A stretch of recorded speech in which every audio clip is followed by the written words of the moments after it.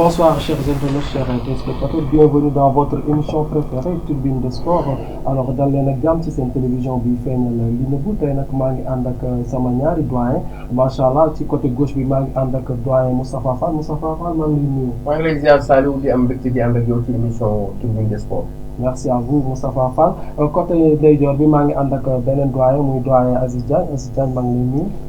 maa ngi lay fay Saliou di nuyu téléspectateurs yi ñuy seetaan. Alors seen émission donc Tribune de Sport tey nag dañuy yem ci championnat local nag boo ko gisee Moustapha mu ngi nekk championnat boo xam ne temps yi dafa xaw a doy waar ñu ngi gis ku mel ne Jaraaf ak donc Teungueth FC ñu ngi def aussi ay performances yu mucc ayib fii ci diwaanu Afrique est-ce que mën nañu wax dara ci loolu. jërëjëf Saliou defe naa ni laaj nga ma laaj bu am solo alors performance yi ñuy def en Afrique day wane que ni. ñu ngi def ay liggéey bu am solo fii ci Sénégal parce que boo xoolee équipe bu Teungueth FC bi ñu ko créé yàggul mu ñëw ba mën a di représenter Sénégal en Ligue des Champions nga gis daaw moo jël championnat bi nekk champion kon day wane que ni am na un travail remarquable bi nga xam ni le président Babacar Ndiaye mi ngi koy def Teungueth def aussi liggéey bu am solo gannaaw bu muy éliminer équipe bu Gambie muy armée bu Gambie éliminer aussi équipe bu Raja bu Casablanca nga xam ni c'est pas n'importe qui Raja bi nga xam ni mën nañu wax ni ñeenti Ligue des Champions mi ngi ci ndodam. Bien sûr. Alors boo jëlee équipe bu mel ni Jaraaf aussi nga gis ni moom it def na liggéey bu am solo ci compétition africaine yi ginnaaw bu mu éliminer Kano Pillars bu Nigéria éliminé aussi San Pedro bu Côte d'Ivoire nga gis ni à l'aller 2-1 la ko San Pedro doon fii ci Sénégal waaw 1-0 la ko San Pedro doon fii au Sénégal au retour Jaraaf dem renverser la tendance doo ko 2-1 Jaraaf nag fi mu ne nii mi ngi jëmbal Zimbabwe war a dajeek équipe bi ñuy wax Platinum mu nekk équipe bu mag am un président boo xam ni c'est un multimilliardaire. bien sûr. Alors xam naa Zimbabwe moom ca kanam.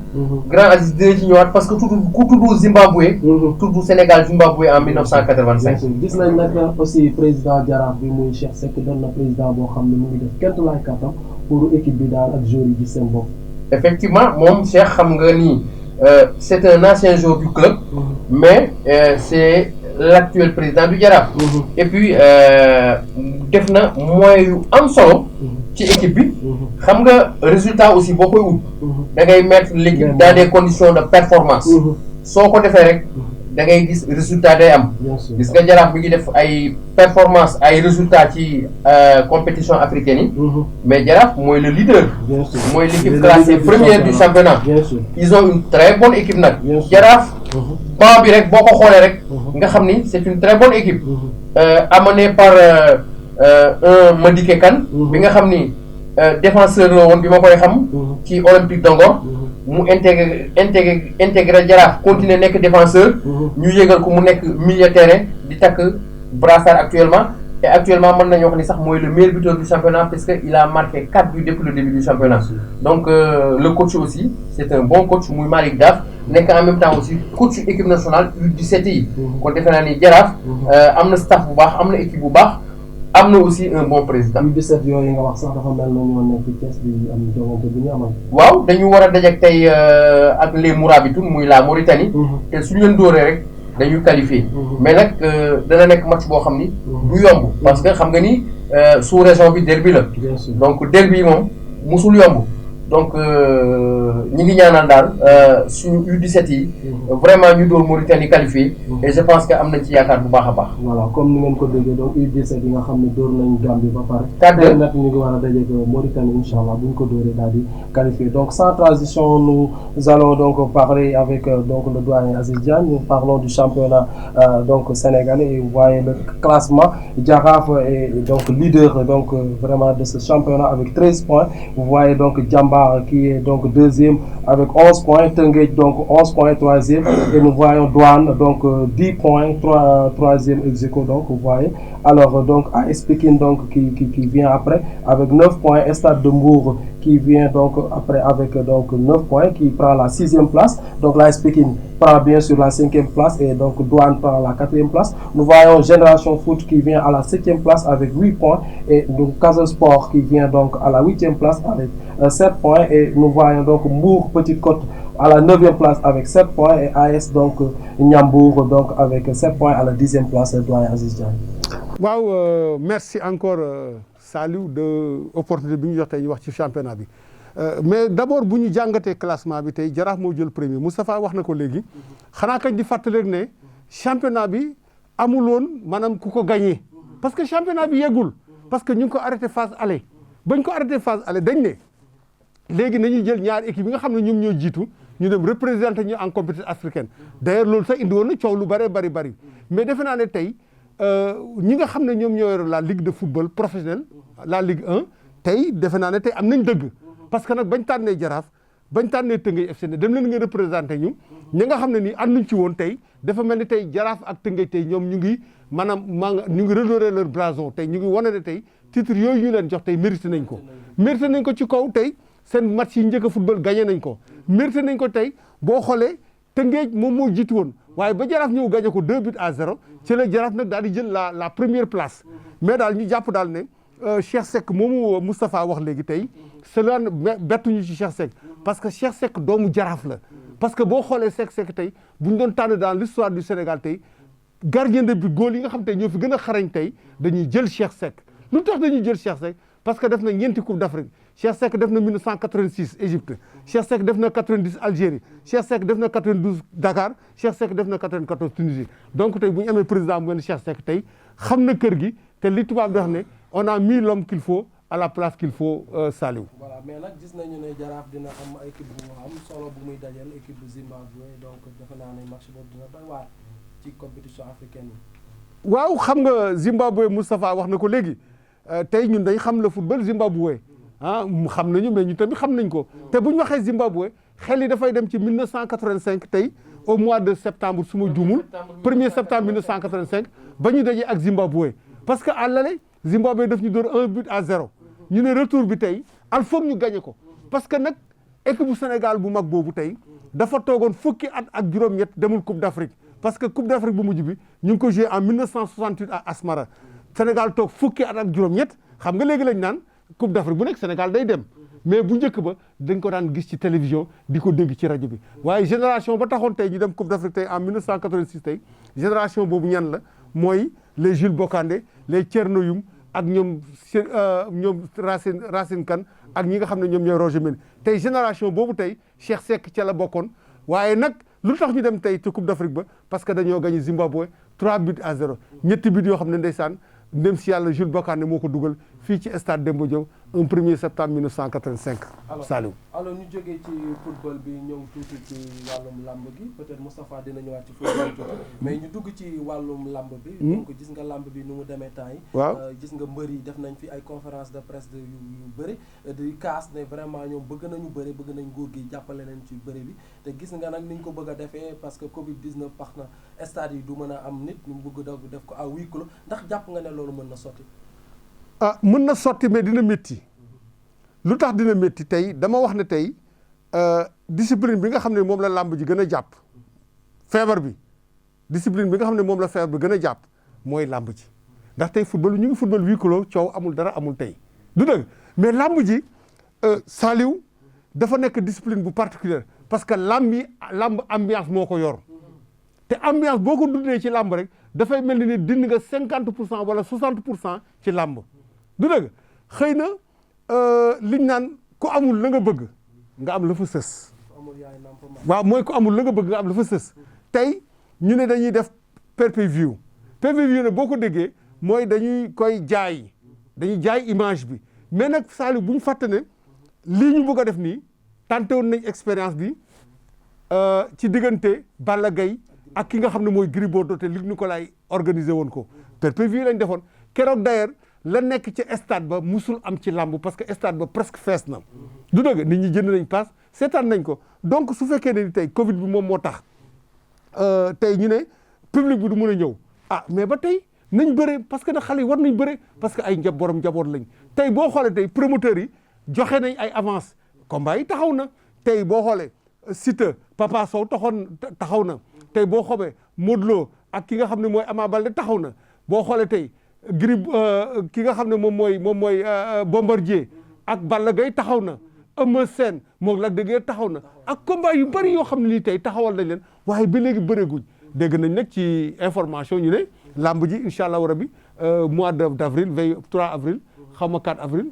Gaston Mbengue le Don King de l'arène dana tëgg combat boobu nga xam ne ni moom mooy diggante Balla Gaye 2 ak ki nga xam ne ni moom mooy Bombardier waaye daal nañ jàpp daal ne làmb ji daal fi mu ne nii daal mu ngi nelaw te wax dëgg yàlla nag war nañ ko mën a yee comme ça nit ñi daal di bëre. ok merci à vous Aziz Diagne donc Moustapha looy wax ci làmb ji. waaw li ma ciy wax mooy xam nga làmb li grand Aziz Diagne wax sànq am na solo parce que bu ñuy wax làmb ambiance mooy tax boo xoolee Mbaye Gueye ci ay jamonoom temps wu ñoom Robert temps wu ñoom Moussa Diame ñu bëri dañ daan dem ci làmb dagg seen billet su Mbaye Gueye bàkkoo ba pare ñu dem ñibbi. dëgg la parce que bàkk bi dafay neex. mais loo bàkku loolu mooy làmb. mooy làmb bàkk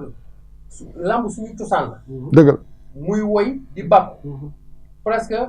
bëre bi ci la. mais 90% yëpp mooy ambiance bi. mooy ambiance bi mooy dékkante bi. mooy bëre mooy woy yi. mooy aussi public bi. alors man je pense que fi ñu toll nii. c'est vrai que Covid baa ngi fi. mais defe naa ni promoteurs yi état bi war na leen mën a autoriser à ce que nit ñi ñëw mais ku nekk takk masque. waaw parce que xam nga Covid bi aussi da ngay dégg ñu lay wax ay distance physique wala distanciation sociale mais amul benn borom xam-xam ci monde bu la mën a wax natt ci feebar bi dañ lay wax rek mesure de barrière pour man mesure de barrière weesuwul takk masque bu weesoo loolu saa su ne nga gis nit ñi ci biir bus yi oto yi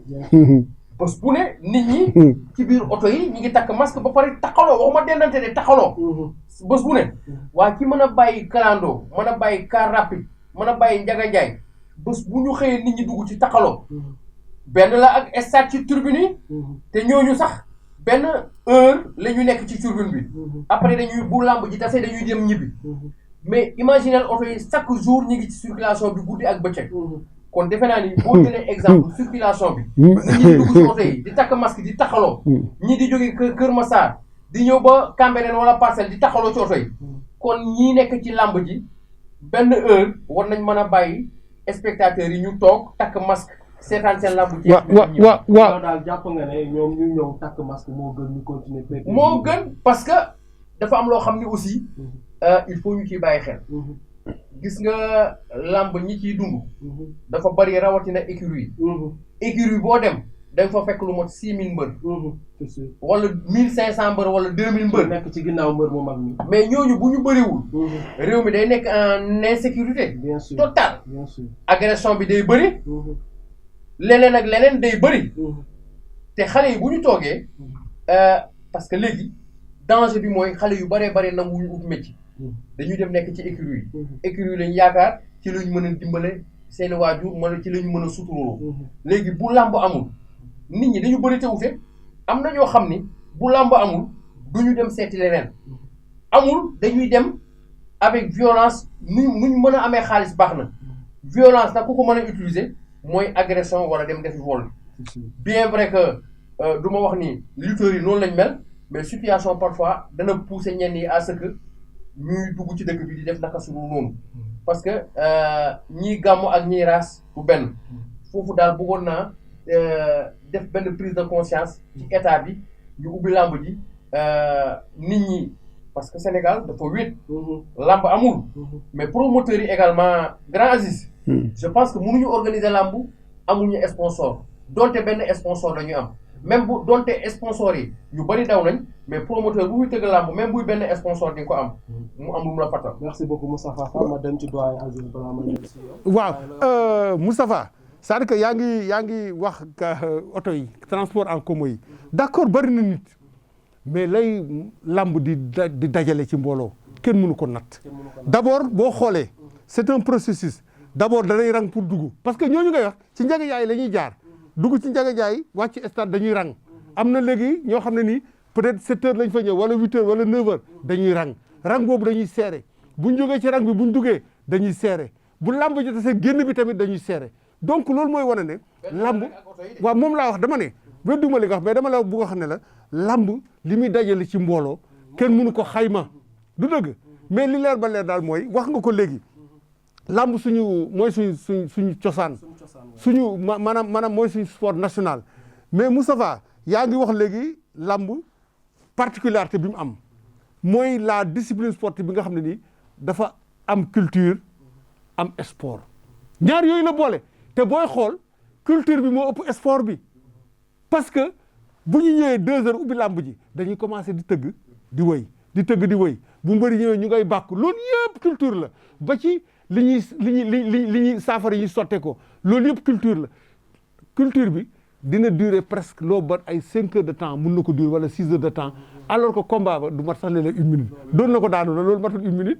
am déet moo tax ma ne la aspect culturel bi xëy na dina manqué trop bu fekkee ne nii quand même bàyyiwuñ nit ñi ñëw ñu seetaan parce que nag mbër bala moo kontaan daal di dugg Balla Gaye bu duggee waa Guédiawaye yuxu nga gis ki nga xam ne moom mooy Eumeu Sène waa Pikine di jóg Modou Lo waa Parcelles yi daal di jóg loolu boo ko dindee ci làmb ji dindi nga lu bëree bëri mais comme li ma wax sànq rek ku amul la nga bëgg nga am la fa sës parce que mbëri tamit ay borom njaboot lañ bëgg nañu fayeeku jël la ñuy fayeeku dem dundal ci seen njaboot promoteur yi tamit bëgg nañ xaalis ba nga xam ne nii dugal nañ ko ci làmb ñu jëlaat ko delluwaat ko ci yeneen investissement mu jural leen quand même ay bénéfice quoi. voilà mënoon nañu peut-être doyen Aziz daal di wàññi nit ñi ñëw ci stade bi ñu yamale ko daal jox leen benn nombre limité mais bàyyi nit ñi ñëw terewul aussi PPV gi di daw. ba tey ànd naa ak yow foofu parce que ñoom sax ci protocole d'accord bi nga xam ne ñu ngi ko signé ñoom protocole sanitaire autant pour moi nee nañ stade bi nga xam ne moom mooy arène nationale léegi nañu wàññi capacité yi maanaam bu nit toogee parce que foofu gis nga système de chaise la bu kii toogee ñu bàyyi benn chaise daal di tegaat keneen loolu yëpp gars yi ñu ngi ci réfléchir ay léegi di nuyu au passage di féliciter le président du CNG notre ami Bira Sène wax dëgg yàlla tombé na ci situation bu métti parce que Aliou Sarr dafa liggéey après 26 ans dem léegi Bira Sène ñëw tombé ak lii mais li ñu wax rek mooy nañ ñaan yàlla feebar bi jóge fii te comme ni Moustapha wax aussi tamit même bu fekkee dem nañ ba protocole sanitaire boobu nga xam ne tey ñu ngi koy soumettre làmb ji pour mu commencer ñu respecté ko ba nga xam ne quand même mbëri suñu amul public tamit ñu daal di mën a bëre daal di mën a am lu yóbbu seen njaboot. merci doyen Aziz ko waxtu bi dañu xaw a xool ñu ñëw tuuti ci Abdou Moustapha ci football yi mel na am na loo ci gën a bëgg a dolli. ci football bi waaw li ma ci bëggoon dolli rek mooy defe naa ni ci surtout compétition africaine. alors week-end bi Jaraaf mi ngi jëm Zimbabwe grand Aziz wax na ko sànq. di war a dajeek une équipe du Zimbabwe. Teungueth aussi mi ngi war a dem ba Égypte. war a dajeek Al Ahly. alors foofu je pense que à ce stade fi ñu toll nii match à l'extérieur wala à domicile amatul. dem di reculer.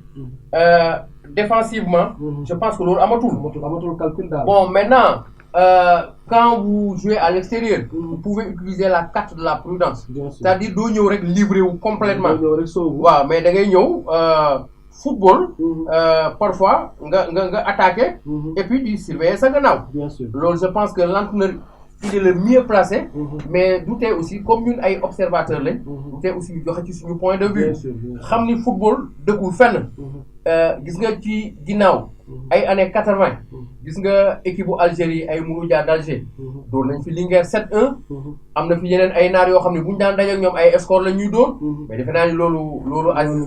jeex na loolu defe naa amatul waaw mais nag buñ fàtte ne ñu ngi daje ak égyptiens yi tey te boo xoolee tey ñooñu c'est des références c'est des géants d'Afrique parce que tey le football égyptien et le pays le plus titré avec sept coupes d'Afrique du dëgg donc loolu mooy wane ne équipe Égypte équipe yu am doole lañ dañoo am doole am moyen mais léegi nag Moustapha am na foo xam ne du fa ànd ak yow maanaam gis nga un match boo dem fekki effectivement tu peux jouer la première tu peux jouer la première en attaquant mënuloo ko def parce que les matchs yi nga dem à l'extérieur demal jéem a maanaam gérer xaar parce que c'est l'adversaire même bi nga fekki c'est lui qui doit attaquer parce que il voulait faire la différence léegi nag yow boo ñëwee fii nag maintenant nga jéem a attaquer à outrance parce que bu boobaa da ngay jouer nekk dans une position très offensive pour mun a def la différence. merci beaucoup Moustapha ñu dem ci championnat Angleterre rapidement réalisateur bi mu ngi ne benn minute moo ñu des championnat Angleterre gis nañ ne donc Liverpool Manchester City daf ko dóor 4-1 lan ngay jàngate loolu. waaw City dafa fayu. parce que daaw Liverpool ko dóoroon 4-0. alors contexte bi du benn parce que gis nañ ni une équipe de Liverpool qui peine défensivement tey. Le véritable problème pour Liverpool c'est la défense. C'est la défense. gis nga un défenseur waaw de Van Dijk moo tax Liverpool actuellement et puis li ci gën a graaw mooy défaite am yëpp parce que c'est à domicile. Liverpool n'arrive plus à 4 à 5 matchs à domicile à gagner à domicile. donc loolu aussi problème la. donc Liverpool daal comme Sadio Mané fa la nekk bokk ci suñu réew nekk suñu doom. suñu jarbaat vraiment dañ koy ñaanal ak entraîneur am di yorgal club ñu génn vraiment ci difficulté yi parce que gis nga léegi presque pour mu gagner championnat bi day xaw a difficile parce que reculé na trop waaw reculé na trop alors xam naa ni comme temps bi permettre lu ko dinañ ci gën a ñëw rek waaw mais man li ma yokk loolu rek ci Sadio Mané moom laay ci yokk mooy Sadio Mané Salah. Sadio Mané Salah. Firmino. ah. Sadio Mané Salah la wax ci loolu. man su ma doon ñoom ñaar ñooñu kenn war na ci jógee Liverpool bàyyi sa morom dem seeti feneen waaw mu am 209. parce que gis nañ ne sax seen match bi passé donc ñu ngi dugal seen but par penalty boo ko xam ne. parce que cohabitation bi dafa métti nit ñi jooy nañ ko ba tàyyi jooy nañ ba tàyyi cohabitation Sadio Mané dualité boo xam ne nii parfois même nit ñi dañ naan kenn ki nañ ko tudd. Salah léeg-léeg dafay bañ a paas Sadio Mané du dëgg voilà très bien donc man daal su ma doon Sadio Mané man daal damay dem parce que nag amatul lu mu prouver Liverpool quoi gagné na fa lépp final na fa coupe d'Europe gagné fa coupe d'Europe te def naa loolu moom bu ko gagné moom pare nga. merci waaw xanaa di la gërëm Saliou ci vraiment émission bi Tribune des Sports di gërëm aussi Moustapha Fall mi nga xam ne tey vraiment il maîtrise bien le sujet le championnat parce que moom depuis presque mun naa wax ne ay at yu bare ngi nii mu ngi couvre le championnat partout où ça se joue la Ligue 1 la Ligue 2 yooyu yëpp mu ngi koy suivre vraiment di gërëm aussi tamit vraiment suñ caméraman bi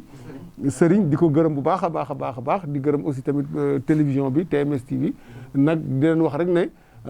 gis nga tey TMS TV tey li mu leen indil tey vraiment di kontaan encore ci dalal bi ma dalal. waaw vraiment nekkoon na mbégte di ànd ak saa su ne suñu doyen le doyen Aziz Diagne nga xam ni vraiment référence la pour ñun et puis il est très respecté dans le milieu du sport donc ci xam-xamam bu rafet ak ci ay conseils am di la jaajëfal aussi également ci ni nga animé émission bi mu nekkoon émission boo xam ni bu am solo la di jaajëfal aussi caméraman bi nga xam ni moo ñu doon filmé di Serigne alors ci wax suñu mbokk yi rek saa su ne nii lay amee sur waa TMS TV saa su ne rek ñu leen indil ay waxtaan yu am solo jëm ci wàllum sport wala jëm ci yeneen i waxtaan. saa su ne nii lay amee ci TMS TV comme ni ko Moustapha waxee donc